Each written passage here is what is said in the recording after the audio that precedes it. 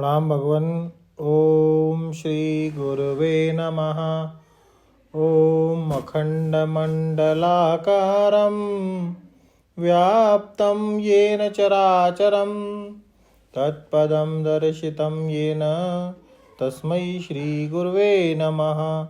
ओम शांति शांति शांति। ओम।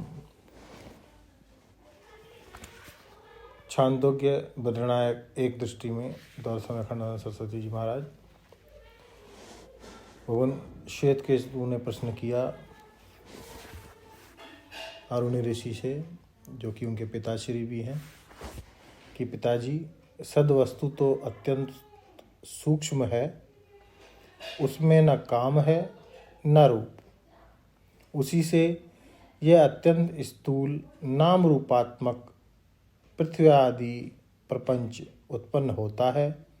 भला यह कैसे, मुझे समझाइए। अब ऋषिवर ने कहा, सर्वप्रथम प्रसन्नता की बात है। ऋषि आरुणि बोले श्वेतकेतु से कि प्रसन्नता की बात है कि तुम समझना चाहते हो। सामने वट वृक्ष है, उससे एक फल तोड़कर लाओ। लाया भगवान कहकर श्वेतकेतु एक फल ले आया। अरुणि ने कहा, इसे तोड़ दो, इसके भीतर क्या है।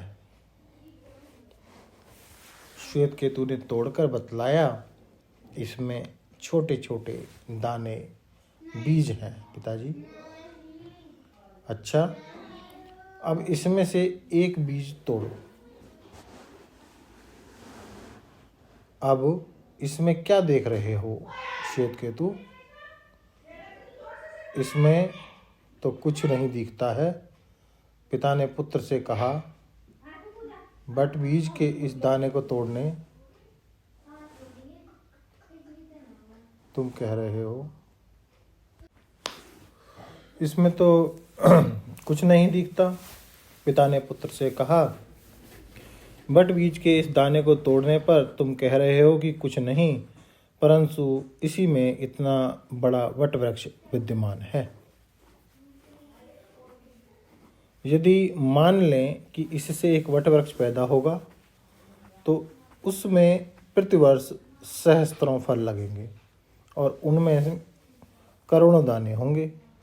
अगणित वट वृक्षों का मूल इस कुछ ना दिखने वाले पदार्थ में विद्यमान है, वे दिखते नहीं हैं। स्थूल कार्य का कारण अत्यंत सूक्ष्म होता है। श्रद्धा करो बेटा, श्रद्धा करो।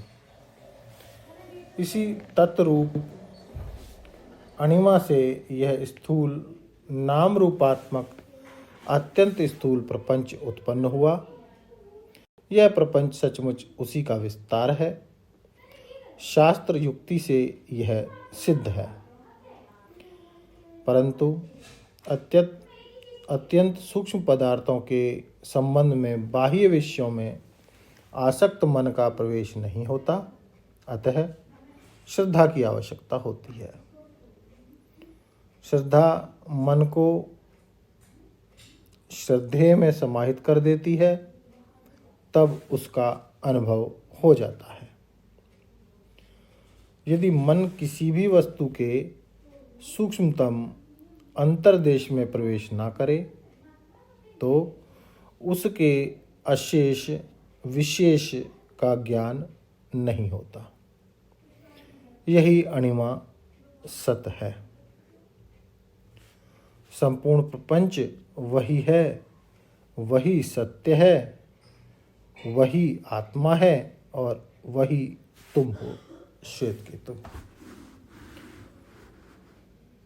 इस प्रकार ऋषिवर ने श्वेतकेतु को दृष्टांत के माध्यम से समझाया भगवान।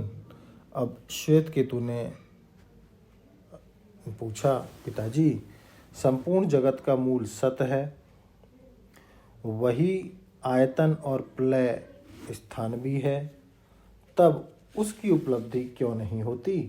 आप दृष्टांत द्वारा समझाइए।